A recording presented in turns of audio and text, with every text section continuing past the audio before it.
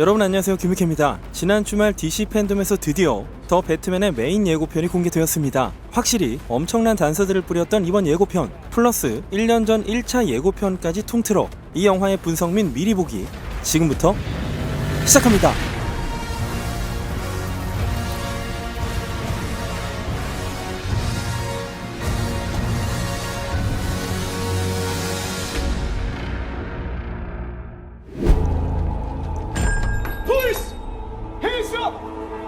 첫 장면은 비 내리는 밤 식당에서 시작됩니다. 파란색 네온 사인과 붉은 간판이 인상적이죠. 블레이드 러너 같은 SF 느와르나 에드워드 호퍼의 나이트호크 같은 회화 작품도 생각나게 하네요. 이곳은 로어 고담, 앵커리 지역 근처라는 걸 알 수 있습니다. 1차 예고편에서도 여기 나오죠. 이름은 웨인 터미너스, 웨인 종착역이라고 쓰여 있습니다. 이곳은 고담시를 위해 웨인가에서 마련한 시설로 배트케이브는 이전 영화들과 달리 웨인 저택이 아닌 이 역 아래에 있고 더 배트맨의 레고에서도 그 사실을 확인할 수 있습니다. 고든을 비롯한 경찰들에게 체포되는 에드워드 내시턴, 일명 리들러. 이번 영화에선 리들러를 배우 폴 다노가 연기합니다. 그러고 보니까 에드워드라는 그의 이름은 아까 에드워드 호퍼와도 겹치죠. 리들러는 배트맨의 초기 원작인 디텍티브 코믹스 이슈 140에서 첫 등장을 했는데요. 특징은 수수께끼, 퍼즐, 단어 게임에 집착을 한다는 건데 반면에 육체적 능력은 전혀 없습니다. 본인의 지적 우위를 드러내기 위해서 배트맨과 경찰에 복잡한 단서를 보내 미리 범행을 경고하는 걸 즐기고요. 자기 애성, 행동성 인격장애에다 자기 중심성, 강박장애를 앓고 있습니다. 아버지로부터의 학대가 원인이었고요. 에드워드는 아버지에게 자기 결백을 증명하기 위해 진실을 강박적으로 말해야만 했었죠. 커피잔을 보면 리들러의 시그니처 컬러라고 할 수 있는 녹색 띠가 그려져 있고 그 안에는 그의 시각적인 모티브인 물음표가 그려져 있습니다. 창에는 경찰차 불빛이 반사되는 중이며 그는 자신이 체포될 걸 알고 있습니다. 세븐의 존도, 다크나이트의 조커도 이렇게 스스로 잡혀갔고 그게 모두 계획이었죠. Fear is a tool. When that light hits the sky. 배트 시그널의 생김새를 보면 기존 서치라이트에 배트맨 로고를 원초적으로 때려박아서 매우 사실적, 좀 조잡하고 로고 모양도 깔끔하지 않습니다. 위치도 건물 옥상이 아닌 좀 더 낮은 층에 있죠. 배트맨은 이제 막 2년차가 됐을 뿐이라는 추측 기사가 납득되는 부분입니다. It's not just a call. It's a warning. 로버트 패틴슨의 목소리는 일부러 긁어서 내지 않고 자연스럽습니다. 이 형처럼 하면 목이 아플 수밖에 없겠죠. 그 다음은 광대처럼 얼굴에 하얗게 칠을 한 범죄자들을 향한 응징. 이 광대 같은 얼굴은 조커가 생각나지 않을 수 없는 그런 부분이겠고요. 이곳의 위치 역시 지하철역 플랫폼으로 보이죠. 상대는 10대들로 보이며 객차 안에선 자기들끼리 모여 앉아있고 폰을 만지는 여성도 전혀 위협하지 않습니다. 그런 그들을 배트맨이 뒤쫓고 사정없이 뚜까 패는 거죠. 이 장면에선 벽에 할로윈이라고 쓰여진 글귀를 볼 수 있습니다. 제프럽, 팀 세일의 원작 더 롱 할로윈이 생각나는 부분이죠. 더 롱 할로윈은 배트맨이 탐정으로 활약하는 이야기로 다크나이트에도 영향을 끼쳤습니다. 이번 더 배트맨에도 영향을 줬을 것으로 보이지만 그냥 애들이 할로윈 때 놀고 집에 가다가 얻어 터지는 건 아니겠죠. 물론 총을 갖고 있고 배트맨을 쏘긴 합니다만 이렇게 생긴 사람이 패러 오면 쏘지 않을 수가 없겠죠.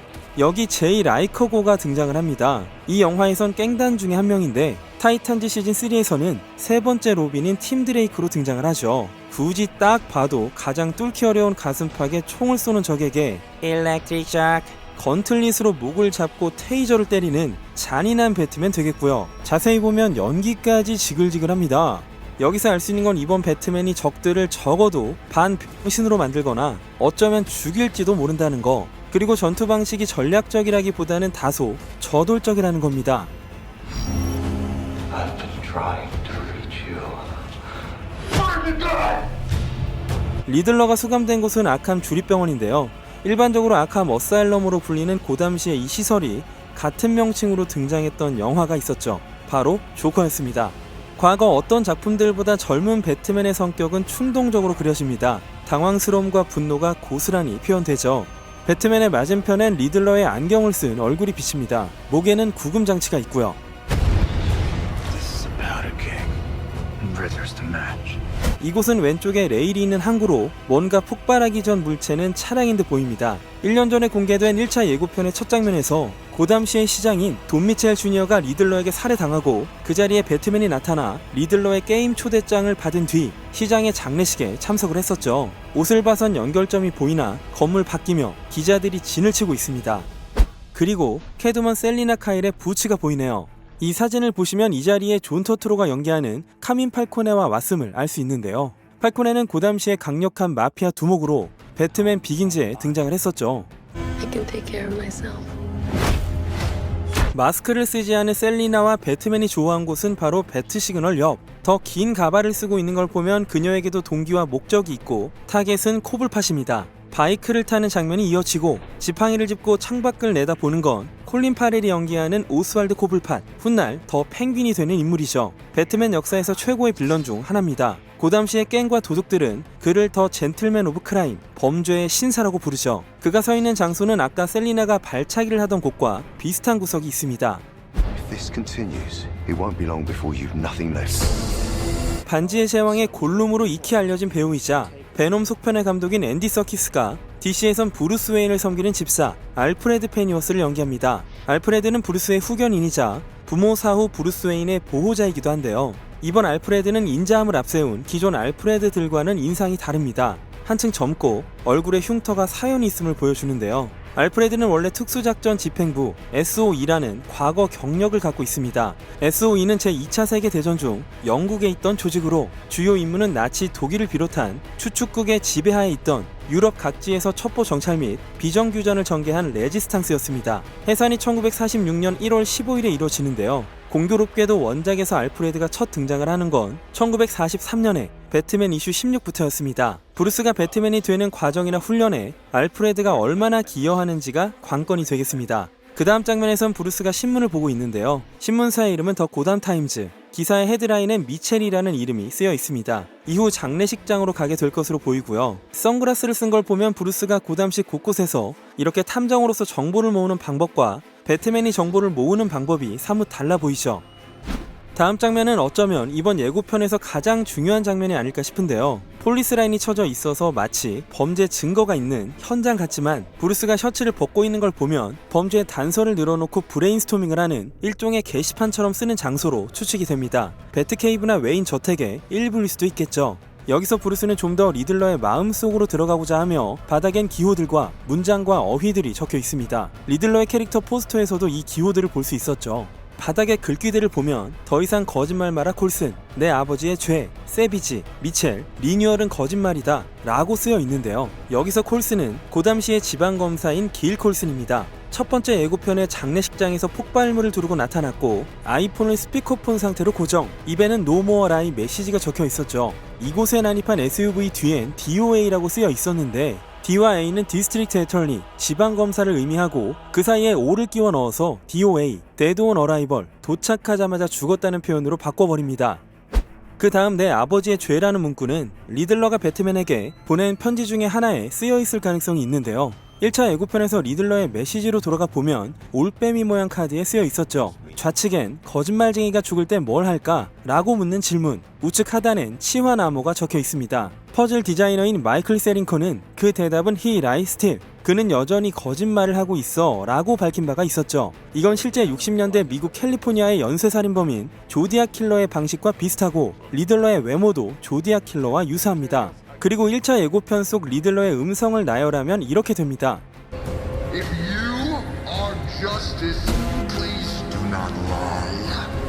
What is the price for your blind eye? 네가 만약 정의롭다면 거짓말은 하지마. 내 가려진 눈의 값은? 이렇게 묻는데요. 가려져 있는 눈은 레이디 저스티스를 의미하죠. 사법 시스템의 도덕적인 힘의 상징으로 눈가리개를 하고 저울과 검을 갖고 있습니다. 지금까지의 단서들을 보면 2011년 선을 보인 원작 올빼미 법정과 연관성 또한 있어 보입니다. 올빼미 법정은 비교적 최근에 웨인가와 고담의 역사에 추가된 새로운 설정으로 단일 빌런이 아닌 어둠 속에서 암약하는 비밀 결사대이자 오래전부터 존재해온 고담시의 진정한 통치자로서 남녀노소의 다양한 구성원들이 있으며 탈론이라고 불리는 특수 약물로 강화된 육체를 가진 고도로 훈련된 킬러를 고담시 곳곳에 있는 기지에 숨겨두고 있었죠. 그들의 기지들은 19세기까지 거슬러 올라가 웨인 가문이 건설한 빌딩들에 숨겨져 있었을 뿐만 아니라 브루스의 아버지인 토마스 웨인이 연관되어 있었고 브루스 부모의 죽음의 실질적 배후이기도 했습니다. 이번 배트맨과 탈론의 건틀렛 디자인이 비슷한 것도 흥미롭고요. 그 밖에도 2018년의 원작 배트맨 신스 오브 더 파더를 떠올리기도 하는데요. 이 작품은 토마스 웨인이 강제로 아캄 정신병원에 수감시킨 사람들이 누군가에게 살해당하면서 사건이 시작되고 배트맨이 점차 그 비밀을 파헤치면서 암살 표적이 되는데 결국 이 두 작품이 시사하는 건 브루스의 아버지가 더 이상 자신이 알던 아버지가 아니라는 것이죠. 이번 영화도 그렇게 보입니다. 브루스는 숨진 아버지의 다른 일면을 발견하게 되고 그것이 리들러의 계획 중 일부일지도 모르겠습니다. 그 다음 미첼은 첫 번째 희생자인 고담시의 시장인데요. 원작 세계관에서 고담시의 시장들은 상당수 부패했었고 범죄와의 연관성이 있었는데요. 돈 미첼은 상대 후보인 벨라레아를 이겨서 3선에 있었고 리들러는 그를 거짓말쟁이로 묘사하며 그의 숨겨진 부패를 폭로하려고 하죠. 그렇기에 리들러는 순수한 빌런이라기보다는 안티히어로의 성격도 엿보입니다.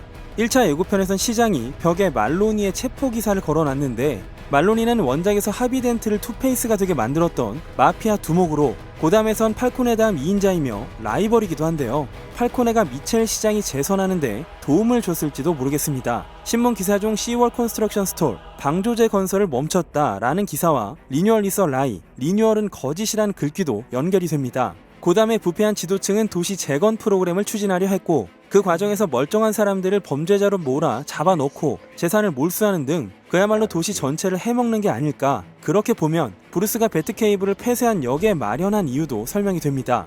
그 밖에도 이번 영화 속에서 돈 미첼과 브루스의 아버지인 토마스 웨인의 연결고리가 있을지도 모르겠습니다. 토마스 웨인이 도덕적이지 않다는 가능성을 보여준 영화는 네, 바로 조커였습니다.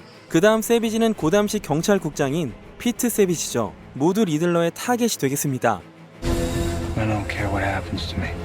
이렇듯 자기 파괴적인 대사를 하는 이유도 자기 가문과 출생, 아버지, 그 모든 것들이 얽혀있기 때문이겠죠. 모두가 그 분노의 원천이 될 수 있습니다. 이어지는 배트사이클 추격전, 묘지를 달리고 있는 걸 보면 리들러에게 죽는 누군가가 묻힌 직후로 예상이 됩니다. It's only gonna get worse for you. 배트맨은 코블팟이 있는 클럽에 들이닥칩니다. Whoa, take it easy, sweetheart. Hear everything they say, ain't you? 그 다음 셀리나 카일 장면이 이어지는데 놀라운 건 총을 쓴다는 거죠. No guns, no killing. 이렇듯 다크나이트 트릴로지와도 이번 배트맨의 결은 다릅니다. 빨간 가발을 착용하고 거니는 곳은 배트맨이 갔던 클럽과 같을 가능성이 높죠. Maybe we're not so different. Who are you under there? 배트맨의 정체를 아직 모르고 있는 셀리나, 그와 동질감을 느끼는 대사도 재밌죠. 어머니는 자살하고 아버지는 알코올 중독으로 사망. 그렇게 고아가 된 그녀는 시설에 보내져 자랐고 콜걸로 일하면서 도둑으로 활동을 시작. 살인은 하지 않는 주입니다. 애초에 배트맨의 정체를 알고 있으며 공동의 적을 두고 싸우기도 하는데요. 이런 원작 설정들이 좀 엿보이는 느낌입니다. 셀리나가 점프하는 장면은 배트맨의 상황을 보아하니 전투 중인 듯 하고요. 1차 예고편에선 이렇게 마스크가 공개된 바가 있습니다. 배트맨이 활강 뒤 적들을 섬멸하는 장면에선 총구의 불꽃을 유일한 광원으로 사용해서 아주 인상적인 액션 시퀀스를 보여줍니다. 이 영화의 촬영 감독이 로그원을 촬영한 그레이그 프레이저인데요. 로그원에선 다스베이더의 이 장면이 압권이었죠. I'm vengeance. 아까도 아캄 주립병원에서 조커와의 연관성을 살짝 언급했지만 만약 적어도 같은 우주라면 광대 가면을 쓴 자가 브루스의 부모를 죽였고 브루스는 복수심을 넘어 스스로가 복수가 되길 원했다는 것. 다만 그 복수의 정당성을 부여하며 잔인한 폭력성으로 폭주하고 있고 그건 역시 올빼미 법정의 계획의 일부가 아닐지 예상을 해봅니다. 이 영화는 복수에 사무치는 젊은 브루스가 복수심 대신 정의감을 택하는 과정이자 빌런들의 새로운 기원을 다루고 있는 것이죠. 새로운 배트모빌이 제대로 측면을 드러냅니다. 지금까지의 배트모빌 중에 가장 일반적인 자동차 배트모빌에 가깝죠. 개성은 다소 부족하지만 고담시 공영주차장에 주차하고 악당들을 조지러 갈 수도 있겠죠. 이 영화에서 배트맨은 사건과 단서를 추적하는 배트맨의 태생적인 활동을 모티브로 합니다. 원작의 제목이 디텍티브 코믹스였기 때문에 그야말로 탐정 활극이 될 거라는 것이죠. 그런 측면에선 이런 디자인이 더 합리적으로 보입니다. 경찰이 시계탑 꼭대기까지 따라가 보지만 막판에 뛰어내려 활공하는 배트맨, 망토보다는 윙슈트 같은 형태네요. 이 시계탑은 1차 예고편에서 배트맨이 경찰을 피해 올라갔던 그곳으로 예상이 됩니다. 한밤중에 법정으로 보이는 거대한 건물 앞에 상당수의 경찰차, 구급차, 기동대 차량이 늘어서 있습니다. 계단 한복판엔 뭔가가 잔뜩 쌓여 있는데요. 리들러가 저지르는 연쇄 살인사건의 종착지가 될 가능성이 있습니다. Looks black and blue and dead all over. 리들러의 보이스오버로 들리는 수수께끼는 What is Black and White and Red or Over라는 미국의 고전적인 신문 수수께끼를 레퍼런스로 합니다. 온통 검정색과 흰색, 빨간색으로 된 건 무엇일까요? 에서 레드를 동일한 발음 단어인 리드, 일다로 바꾸면 답이 신문이 되거든요. 짐작해보자면 검은 것은 배트맨, 파란 것은 경찰, 이 모두를 죽인다는 의미가 될 수도 있고 배트맨과 브루스의 양면성, 그리고 그의 죽음이 될 수도 있겠죠.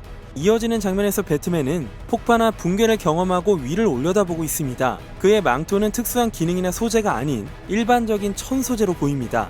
리들러는 자신의 행위를 라이브 스트리밍하고 그걸 또 방송국이 생중계하죠. 그는 고담 시민들이 자기가 벌이는 일을 목격하길 바라는데요. 라이브 스트리밍을 할 수 있다는 건 많은 사람들이 예측했던 것처럼 이 영화의 작중 시점이 90년대에서 2000년대가 아니라 어쩌면 보다 현재에 가까울 수 있다는 걸 보여줍니다. 리들러는 군용 방한 마스크 위에 안경을 쓰고 있는 게 독특한데 조디악 킬러도 같은 모습을 하고 있었죠.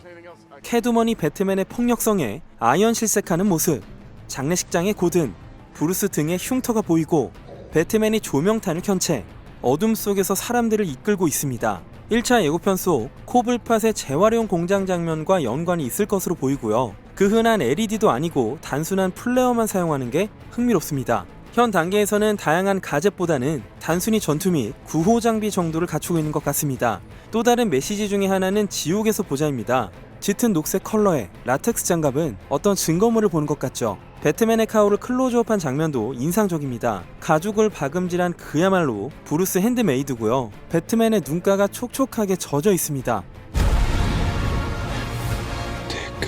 그리고 마지막엔 코블팟을 추격하던 배트모빌이 밀어버리고 뒤집힌 차창 밖으로 마치 동굴에 매달린 박쥐 같은 배트맨의 실루엣이 다가오며 이번 예고편이 끝납니다.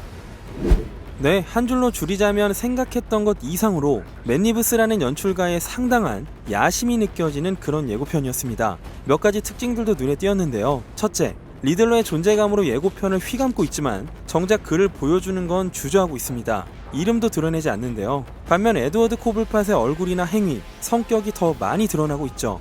둘째, 기본적으로 고담시를 보여주는 색채인 검정, 회색 외에 주황색을 주요 색상으로 씁니다. 도시를 호박색으로 물들이고 가로등과 실내 조명의 색조도 비슷합니다. 전반적으로 시각과 색채의 방향성이 엿보였네요. 위에서 내려다 보이는 오버헤드 샷을 여러 번 쓰기도 했죠. 촬영 감독인 그레이그 프레이저는 영화 듄의 촬영 감독이기도 한데요. 듄에서도 이런 샷을 여러 번 활용합니다. 셋째, 팀버튼이 묘사한 고담은 나름의 고딕한 버전이었고 놀란 감독의 고담은 다크나이트는 시카고, 다크나이트 라이즈는 뉴욕에서 촬영했으나 어디까지나 그 도시들을 양식화하지 않고 그저 현대적인 고담을 다루고 있다는 느낌이었는데요. 맷 리브스의 고담은 좀 더 직접적으로 뉴욕을 모델링한 느낌입니다. 미국 북동부에 있는 정말 있을 법한 도시의 느낌을 주고요. 고담의 알카포네 같은 코블팟은 1990년 영화인 딕 트레이시의 마피아처럼 뉴욕 억양을 쓰고 있습니다. 그런 배경에다 배트맨의 모습이나 장비 등의 현실성이 스며 있었습니다. 넷째, 이 영화의 연출은 아시다시피 맷 리브스인데요. 그가 연출했던 클로버필드나 혹성탈출 시리즈를 보면 액션이나 사건 상황 묘사만큼은 역대 배트맨 중 가장 뛰어난 수준일지도 모르겠습니다. 네, 지금까지 내년 상반기 최고의 기대작 더 배트맨에 대한 이야기를 해봤습니다. 개인적인 생각이긴 한데요. DC는 DC 이유를 안 달고 나와야 영화가 좀 빛나 보이지 않나 싶네요. 오늘은 여기까지 하겠습니다. 지금까지 기묘한 K씨의 K였습니다.